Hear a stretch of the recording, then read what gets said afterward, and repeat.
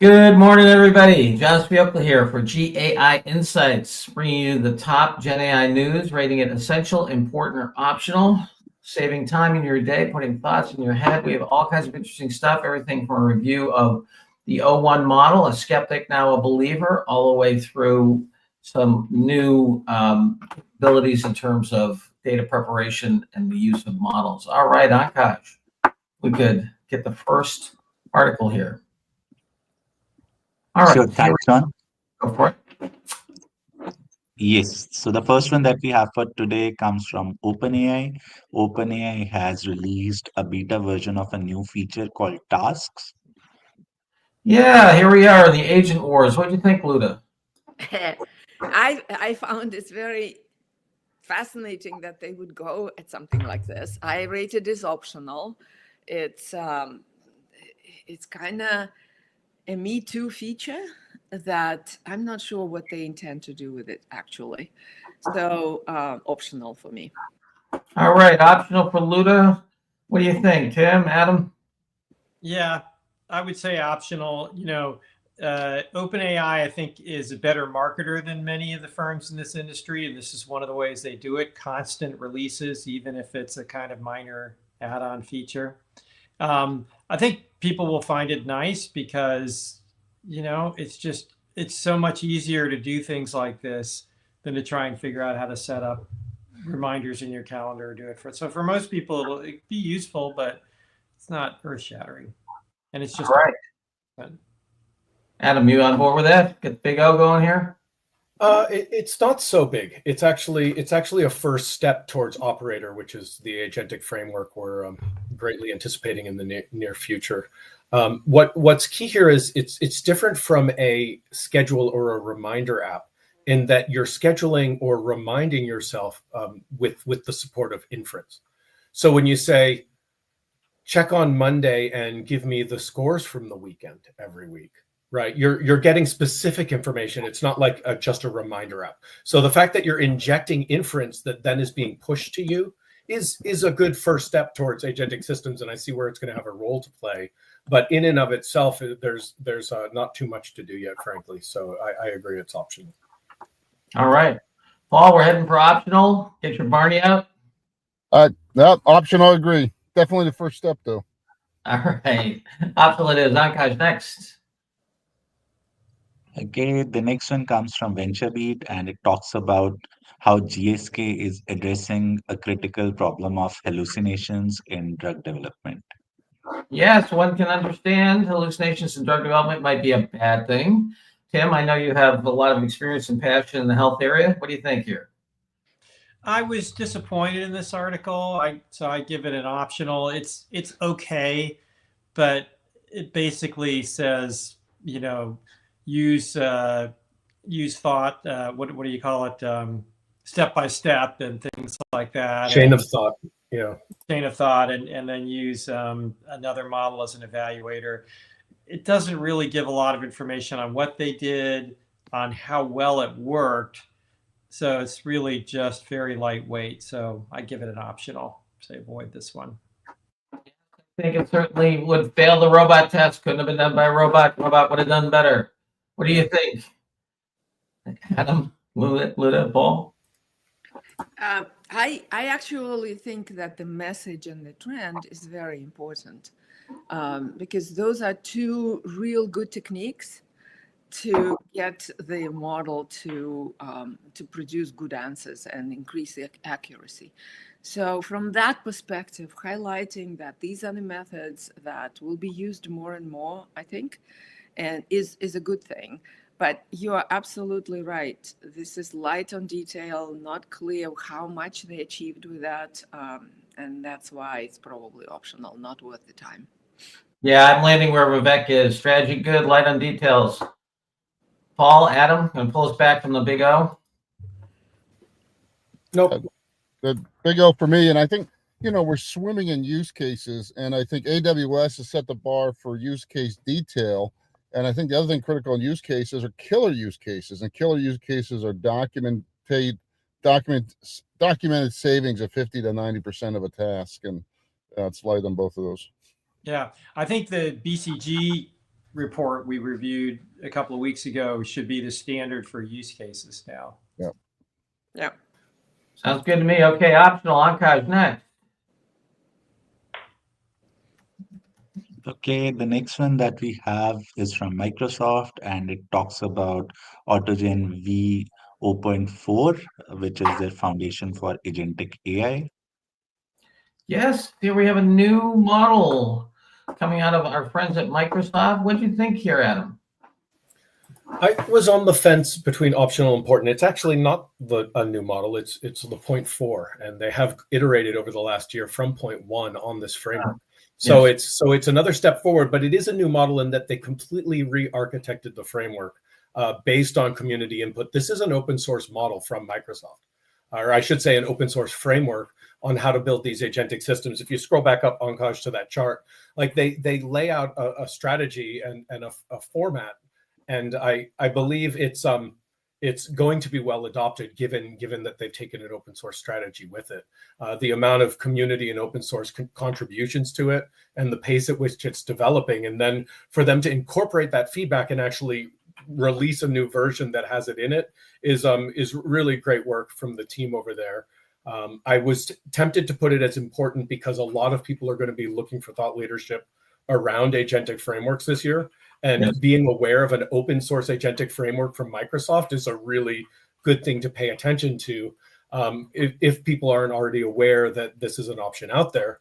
But the fact is, it is incremental improvements in a tool that already existed for the last year. So I was on the fence as potentially being optional.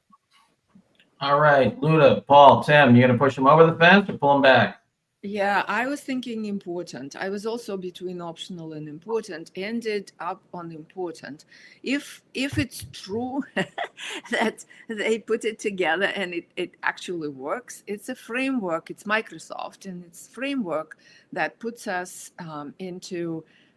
pushes people into agentic AI big time. So I think it's important for people to know that this is there and it's way re-engineered with users' input. So I have to believe that it's better. So from that perspective, I said important. All right, we're heading for an important here. I'm on Paul? the. Tim, go ahead. Go ahead, Paul. No, go ahead. I'm on the very optional side. I think Microsoft has catch up. We saw the recently with the Microsoft Copilot chat. I think so much of this stuff is tools you got to put in. We don't have a use case that shows how many hours it actually takes to get something used to test it. And frameworks are a dime a dozen right now. So optional in my mind. Yeah, I was more on the optional side for mostly the reasons Paul cited. This is a product announcement. It's also really strictly aimed at developers at the end of the day. It may appear and it may turn out to be important, but it's very early days. And as Paul said, there are lots of these frameworks out there right now. Yeah, that's true. All right, we're going to go optional on this one next. Ankaj. Okay, the next one that we have comes from a startup called contextual.ai, and they have announced the availability of their contextual AI platform, which is specialized for RAG agents. Yeah, what do you think here, Luda? I will channel Tim. It's a product announcement, but very comprehensive. So what they're trying to do is get a platform, or they have a platform that has structured, unstructured data, the prep. So essentially not technical developers, and using it to put together a very contextual aware system very quickly, almost with one click. And their claim here, as you can see, is progression to that type of contextual awareness from agents, from the bots that we had before. So it's optional because it's light on whether people used it, how good it is yet this early. So I put it as optional, but it has a good overview of the components that are necessary to put such a system, a platform together. Okay, so good info in terms of life cycle of data all the way through model deployment and management, but optional in terms of an article. What do you folks think? Yeah. I think it was optional as well, and it's an interesting point in terms of the sophistication we're already starting to see evolve with agents, and the concept of a RAG agent as opposed to one that's more of a generalist. And what, as you're building an agentic system and a stack, where do you need something that's fine-tuned and has access, and where something like this contextual AI could benefit you, versus a situation where a generalist that doesn't need that, those specific details would be better suited, probably faster and less expensive to use one of those. So you can start seeing how there's going to be complexities. It's not just, oh, well, we'll have an agent here to do that task. It's, well, which kind of agent, right? Absolutely. Yep.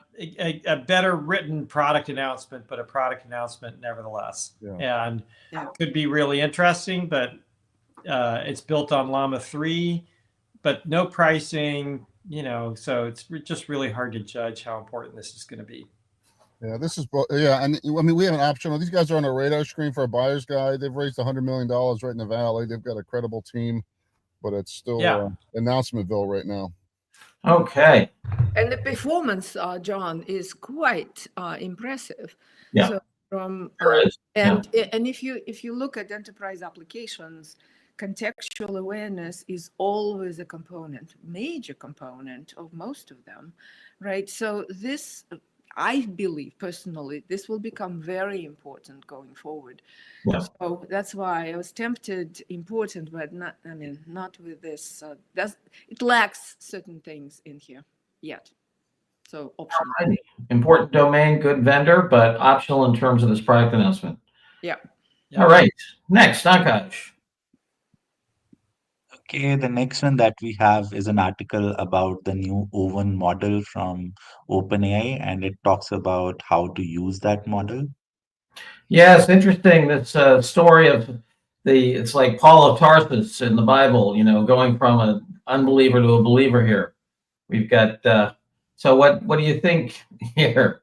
Tim, are you having a conversion experience? Yeah, no, not for this article. It's interesting. And, I could be arm twisted into important, because sure, if you have time for it, it's an interesting read. It's pseudoscience, which really gets the hair on the back of my neck going up, because it's just anecdotal. It's one person's experience. What does it teach us? Well, it teaches us what this one person experienced. Interesting. Not sure how relevant it is. It's about a very new model. And, it would be great if we had some actual research, like scientific research, like, a much larger study across many more models about how prompt engineering really works. But again, I've commented many times, it's difficult when all the research is being done in the commercial world, which has pecuniary interest. So an SAT word, which means they're really interested in certain outcomes much more than others. And this guy seems objective, but he's one person. And so it's just hard to really know how much to draw from it. All right, so we are condemning both the article and the approach. All right, what do you guys think? Adam, I think you and I gave this an important on the pregame here. What do you think? Before listening to Tim, I had actually upgraded mine to important/essential. And it may be anecdotal as well, but it's from myself and quite a few people that I've spoken to about O1. And although this is about O1, it's something more broadly that's going to become very important, which is how you use these models that perform better with test time compute. Yeah. And so when we talk about test time compute, there's the idea of you can make models better by training them more. But now this like O1, which does the thinking, and I put it in the air quotes, but that's what they refer to as the test time or the inference time compute. And understanding how to work with these models differently than you would work with like GPT-4o is very important. I know a lot of people who won't use O1 because they say it doesn't get me good results, and they continue to use 4o. But as it says at the very top of this article, since O1 has come out, it is sat comfortably at number 1 across all of the LM Arena leaderboards. And we have seen position on the leaderboards, someone takes, and this is just by far, for the people who understand how to use it, the best model out there right now. And that's not, it's anecdotal, but it's anecdotal from tens and hundreds of thousands of people, comparing models and the answers they get from them, which is what they provide out there. So it is important that people understand how to use it. I believe this article actually gives very solid advice in how to use it more effectively. It's a lot of the learnings I've had along the way and getting it to work well for me are things that I see in this article as well. So I think it's at least important that we put this out there. Yeah, I add my vote for important as well. Experimenting with 4.0 and O1, it's very different, and this model was designed to be a one-shot thinker, a good thinker, right? And it does a good job if you give it all the necessary, or not all, but most of the information to actually reason well. So, and it comes up with good results. So I experienced the same thing that this person describes in the article. So, and I think it is important to highlight how different the models are and what the inputs they want and need and how they perform as a result. So I think it's important. Paul, where are you on this? I'm in Adam's camp. I mean, I'm really bullish on, I guess we're calling test time compute stuff here. I mean, this obsession with judging models solely by these industry benchmarks and how well they potentially could solve a problem, I think is naive and too simplistic. And I think this really gives enterprises a way to start thinking a lot more. I think the other important thing is that immediate answers are not always the best case. We want a high veracity answer, and if I've got to wait 30 seconds or a minute or have it compute while I go get a cup of coffee, a lot more business problems. So important in my camp. So Lucinda, go ahead. Respectfully, I will say two things. One is there's no cost benefit here. So remember, it costs a lot more to use these models, and there's no analysis anywhere that I've seen of, is it really worth the money, which is a big deal certainly for the AI leaders we're talking to. Second is, we just don't even know how comparing this to GP4.0 and saying, well, 4.0 does this and it's this way, and 0.1 does this way. I just think it's pseudoscience. We don't know. Remember, we did this review of an article a long time back of a very good programmer who it was like a 30,000 word article of the very sophisticated prompting he had done to create a very sophisticated application with no coding. So I also don't know that we really understand the current models and how to prompt them all that well. And so to me, it's a little bit of a shiny bauble here. So I have that reaction, and I understand it could be important, but I would sure like to see more robust understanding of both cost and how it really compares to the existing models. Yeah, it's interesting. Stephen Wolfram, some time ago, of Wolfram Alpha, said, we need a whole science of large language models to understand why they behave the way they do. And I would weigh in with him. I'm leaning toward important on this because, Tim, I would argue a little bit with you in terms of scientific versus not scientific. The scientific process often starts with induction from individual cases and then gets to a framework, and then, you have causal framework, measurement framework, and all that other stuff. Back to what Adam was saying, I think this is induction from a number of, for many cases, so not just one anecdote, but, many studies. I said I could be arm twisted too important, and I just wanted a little bit of reality, especially for the AI leader who does have to worry about the cost and other things that are involved here. But Tim, I would argue also it's how much time you spent on the taking 4.0 and prompt engineering to get it to the right answer. It's a lot. It's a lot. This fine-tuning again and again and again, and it still doesn't quite do what you want to do. Versus if you put the information into 0.1, it's likely to generate what you're looking for in a one-shot way. Those are vague assertions with lots of assumptions. I agree, but anecdotally, that's how we roll. Vague assertions with lots of assumptions. On that note. No, true. I agree. Important. All right. Important. I'm not arguing that hard. We've beaten this one to death. Vivek and Lucinda go for important, overwhelming. The mob is going to overwhelm you, Tim. All right. And Tim, don't forget the chalk is always within 2 inches of John's hand. So I'm okay. I'm okay. All right. Important it is. Next. Okay, the next one that we have is from Adobe, and Adobe's new AI tool can edit 10,000 images in one click.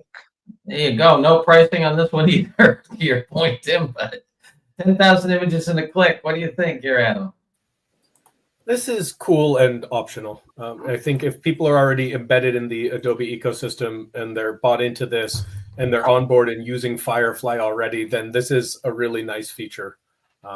For anyone else out there, unless you're looking at ways to sort of modernize, I guess, your marketing pipelines, like this may have some big significance for companies, but whether it's to remove backgrounds or extend images, or even change the sizing of images. Like, I guess if you want thumbnails versus high-res versions, you can do it for like 10,000 images at a time. So there are going to be some interesting and valuable use cases that this is going to promote, but it's a single additional feature in a single software tool using generative AI. So I think it's optional. All right. I'm going for optional here. Any objections? No. All right. Optional it is. Nakash, next.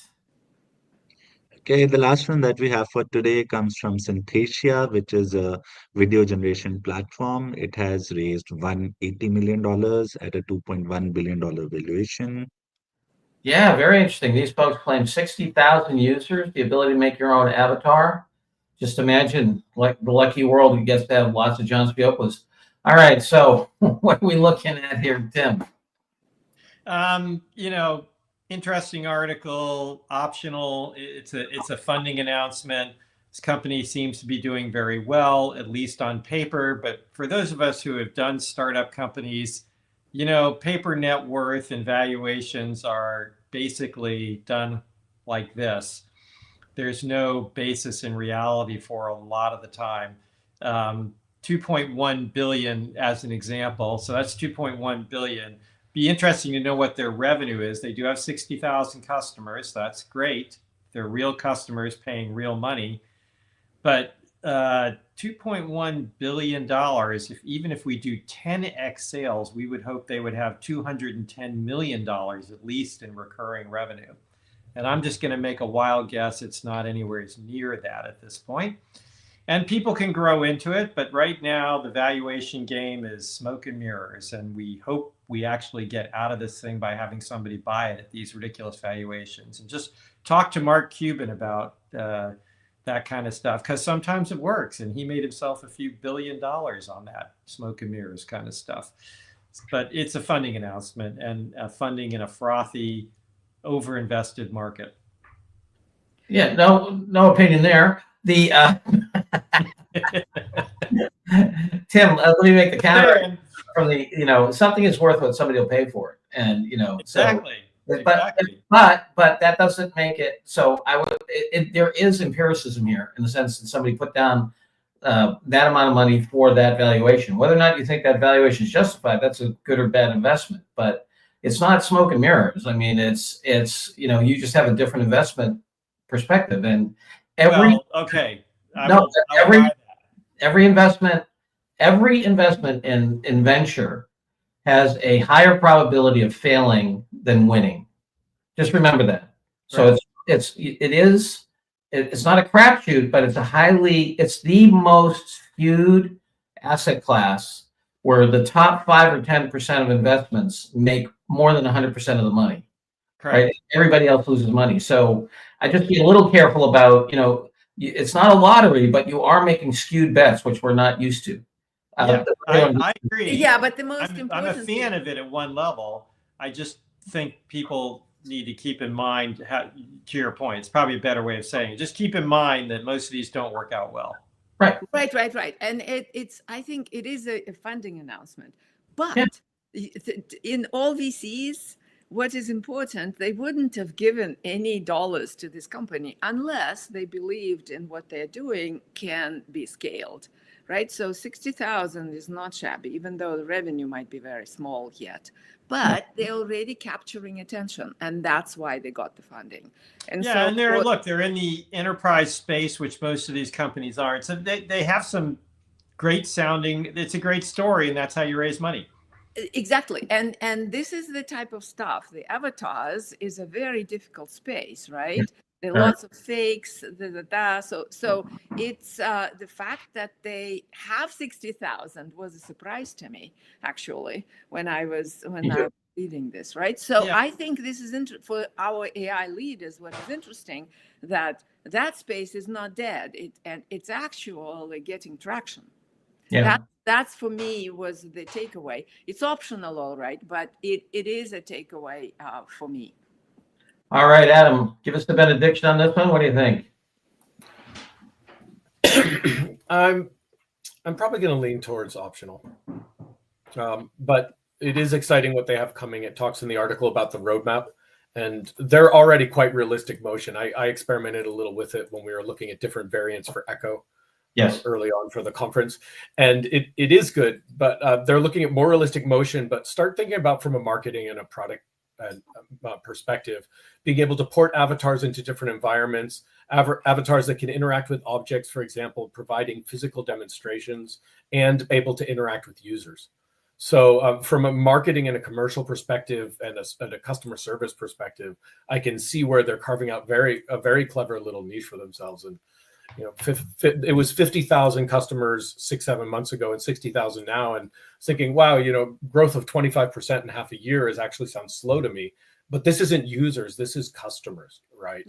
And they said they have over 1 million users, so that's so it's a good when you're talking about that being in the enterprise space, that they're carving out that kind of user base. It is a compelling story, and it's also a funding round for a company that already exists. And if people are exploring this for their business, they should probably already be aware of them anyway.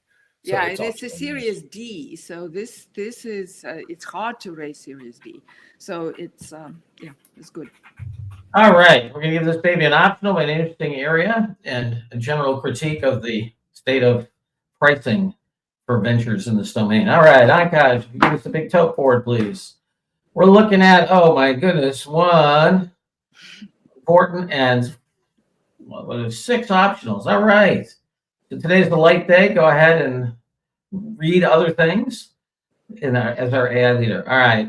In terms of announcements, I just want to remind people there is not going to be a learning lab this coming Monday, because Paul and I are both going to be in Davos. So we're going to be busy hobnobbing with the hobnobs. And Luda, Adam, Tim, Akash, any other announcements? I'm really looking forward to this Davos thing to see what the tone is, because I think that a lot of people last year in 2024 were skeptical about the adoption of generative AI, and there's certainly a lot of folks out there, and I think we continue to see not only investment but adoption and impact. So it's going to be very interesting to see what the conversation looks like in 2025 going forward. All right, thanks everybody. See y'all tomorrow, and hope you have a great day.